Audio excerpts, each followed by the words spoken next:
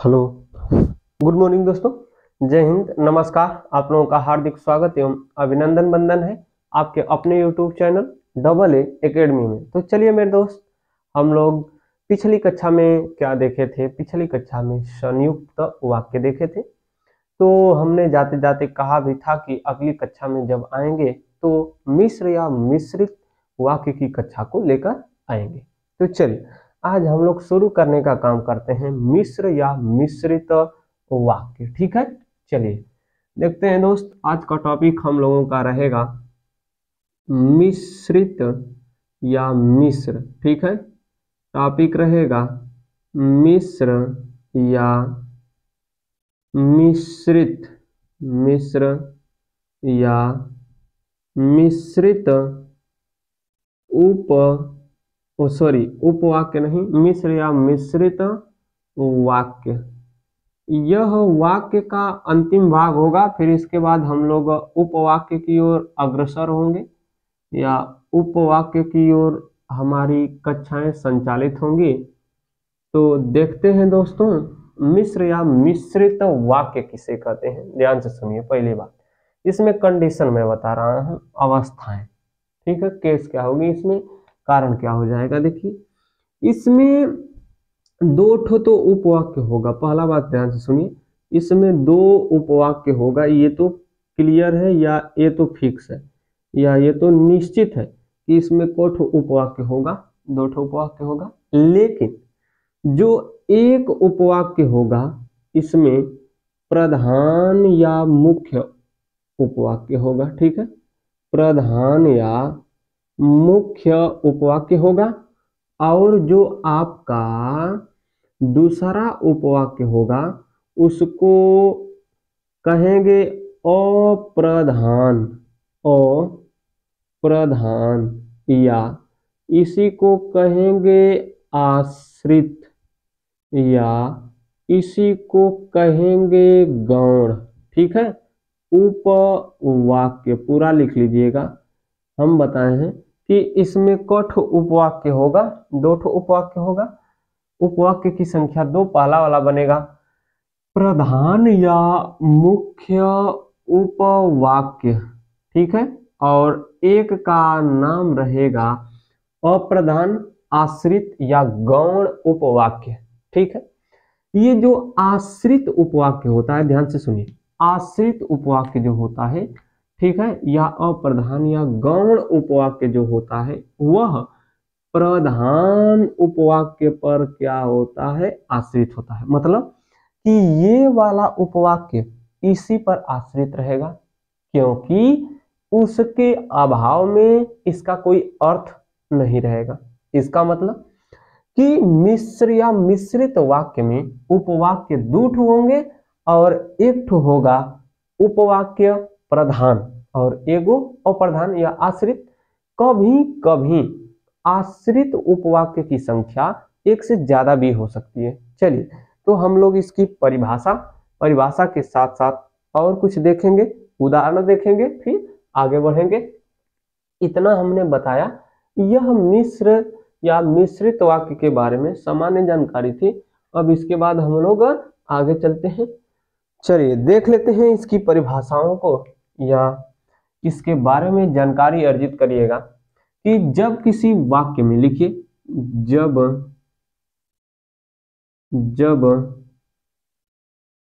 किसी वाक्य में, जब किसी वाक्य में, जब किसी वाक्य में प्रधान, एक प्रधान उपवाक्य, एक प्रधान उपवाक्य, एक प्रधान उपवाक्य तथा एक या एक से अधिक, एक या एक से अधिक आश्रित उपवाक्य, एक या एक से अधिक आश्रित उपवाक्य, आश्रित उपवाक्य जुड़े होते हैं, जुड़े होते हैं, होते हैं तो उससे मिश्र या मिश्रित, तो उससे मिश्र या मिश्रित वाक्य की रचना होती है। कहने का कारण यह समझिए, जब किसी वाक्य में एक प्रधान उपवाक्य तथा एक या एक से अधिक आश्रित उपवाक्य जुड़े होते हैं तो उससे मिश्र या मिश्रित वाक्य की रचना होती है। कारण समझिए, एक रहेगा उपवाक्य, एक रहेगा संयोजक, फिर एक रहेगा उपवाक्य। जो एक उपवाक्य रहेगा वह प्रधान होगा। कैसा होगा? प्रधान। और एक जो उपवाक्य होगा वह क्या होगा? आश्रित होगा।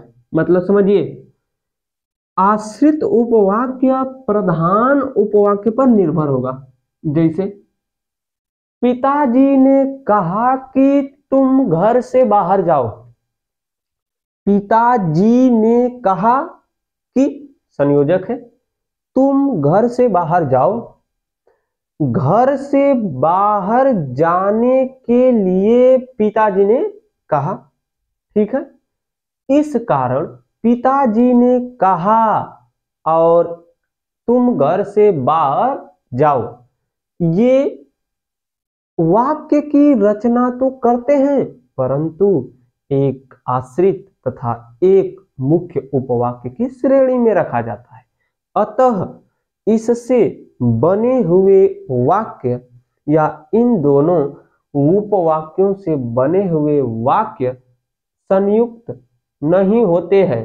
किसमें रखे जाते हैं? मिश्र या मिश्रित वाक्य की श्रेणी में रखे जाते हैं। तो उदाहरण अब हम लोग क्या करेंगे, देखेंगे और उदाहरण को हम लोग अच्छी प्रकार से समझने का प्रयास करेंगे। ठीक है, तो इसको आप लोग मिटा लीजिए और फिर हम लोग इसको मिटाते हैं, आगे देखते हैं, फिर पूरा मिटाकर देखने का काम करेंगे।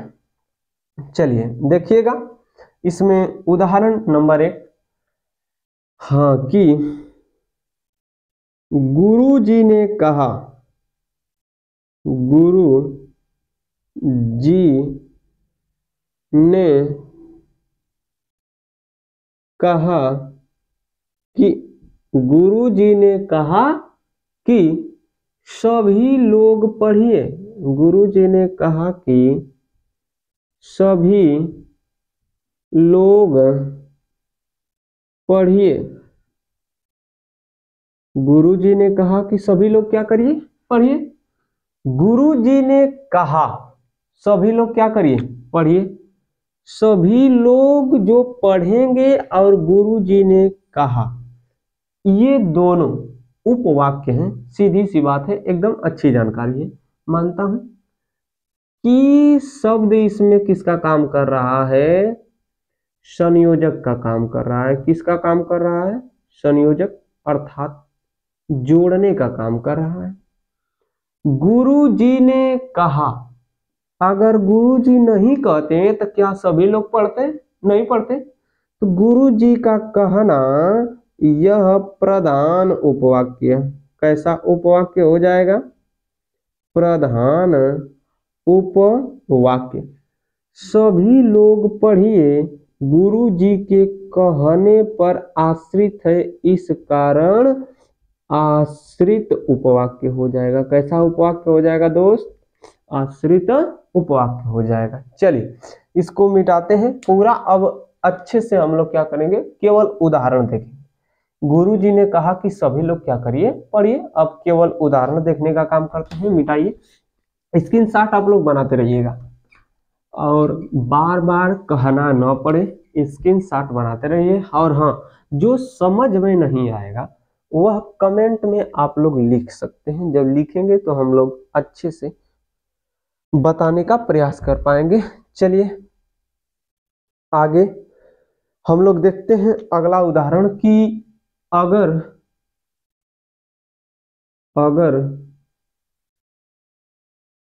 तुम नहीं पढ़ोगे नहीं पढ़ोगे अगर तुम नहीं पढ़ोगे तो असफल हो जाओगे, असफल हो जाओगे। अगर तुम नहीं पढ़ोगे तो क्या हो जाओगे, असफल हो जाओगे। अगर तुम नहीं पढ़ोगे, ठीक है, अगर तुम नहीं पढ़ोगे तो शब्द असफल। आप लोग अपने से लिखने का काम करिए कि कहां पर क्या है, ठीक है। अगला वाला जो होगा आप लोग लिख लीजिएगा। अगर नहीं समझ में आया तो बता देता हूं। पहला वाला प्रधान, दूसरा वाला आश्रित, तो शब्द संयोजक, ठीक है। अगला वाला देखिए, चूंकि वह मैदान में गया, चूंकि वह मैदान में गया, चूंकि वह मैदान में गया इसलिए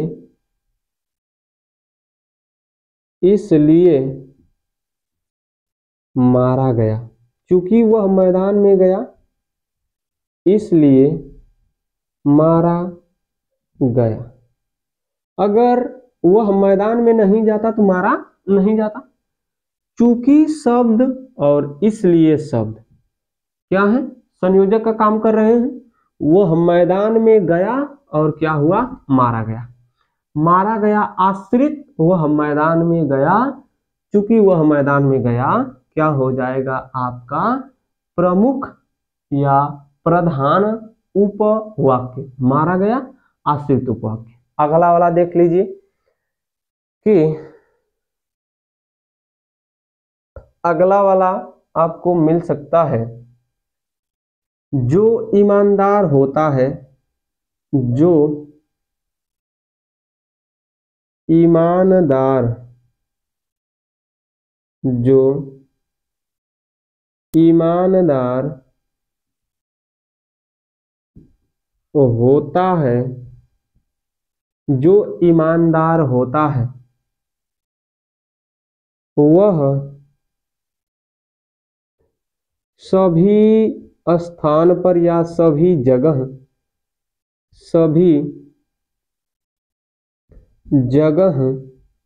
सम्मान पाता है, सम्मान पाता है। जो ईमानदार होता है वह सभी जगह पर क्या पाता है, सम्मान पाता है, ठीक है। चलिए, जो ईमानदार होता है प्रधान तथा वह सभी स्थान पर या सभी जगह पर क्या पाता है, सम्मान पाता है, यह आश्रित उपवाक्य हो जाएगा। चलिए अगला वाला हम लोग लिखते हैं, स्क्रीनशॉट बनाइए, जल्दी करते हैं। हो गया, चलिए आगे लिखते हैं। लिखिएगा कि जो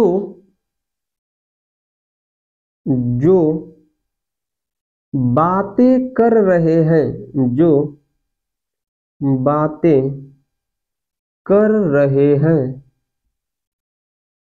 जो बातें कर रहे हैं वो कक्षा से बाहर जाएं, कक्षा से बाहर जाएं, ठीक है।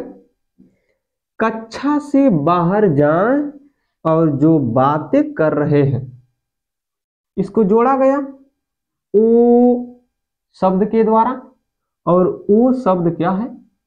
संयोजक। इसके पहले प्रमुख या प्रधान, इसके बाद आश्रित उपवाक्य। हो गया? जल्दी करिए, स्क्रीनशॉट बनाते रहिए, फिर आगे हम लोग देखते हैं। चलिए अगला वाला लिखते हैं। बापू ने कहा, लिखिएगा, बापू ने कहा कि सत्य और अहिंसा। बापू ने कहा कि सत्य और अहिंसा का पालन करो। सत्य और अहिंसा का पालन करो। हो गया? बापू ने कहा, यहां तक आपको मिलेगा प्रधान, इसके बाद की शब्द समुच्चय या संयोजक, सत्य और अहिंसा का पालन करो, आश्रित उपवाक्य। जल्दी से करिए, इसको मिटाते हैं और हम लोग आगे देख लेते हैं एक और उदाहरण, फिर इसके बाद देखेंगे अगली कक्षा में। जब जब जब जब मैं आता हूं, जब जब मैं आता हूं, तब तब वह भी आती है, आती है। जब जब मैं आता हूं तब तब वह भी आती है। जब जब मैं आता हूं तब तब वह भी आती है। ठीक है? जब जब मैं आता हूं तब तब वह भी आती है। वह भी आती है आश्रित। मैं आता हूं, अगर मैं नहीं आऊंगा तो क्या वह आएगी? नहीं आएगी ना। कब कब आ रही है? तो बता रहा है कि जब जब मैं आता हूं तब तब क्या करती है? वह भी आती है। अगला वाला उदाहरण लिख लीजिए। पहला वाला मैं आता हूं प्रधान, वह भी आती है आश्रित। अगला वाला लिखिए, यद्यपि वह गरीब है। यद्यपि वह गरीब है, यद्यपि वह गरीब है,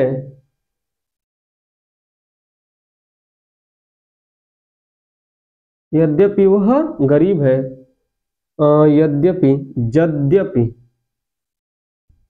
यद्यपि चोर नहीं है।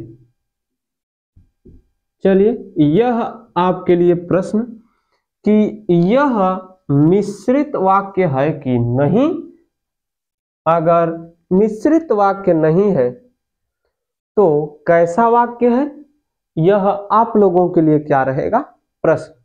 और जाते जाते बता दूं कि यह वाक्य की कक्षा समाप्त हुई। अब वाक्य के बाद उपवाक्य बचा है, मैं बताया था। पदबंध है, उसको हमने बताया था। तो इसको हम लोग क्या करेंगे? देखने का काम करेंगे। तो जाने की आज्ञा दीजिए, मिलेंगे अगले दिन। जय हिंद दोस्तों, नमस्कार।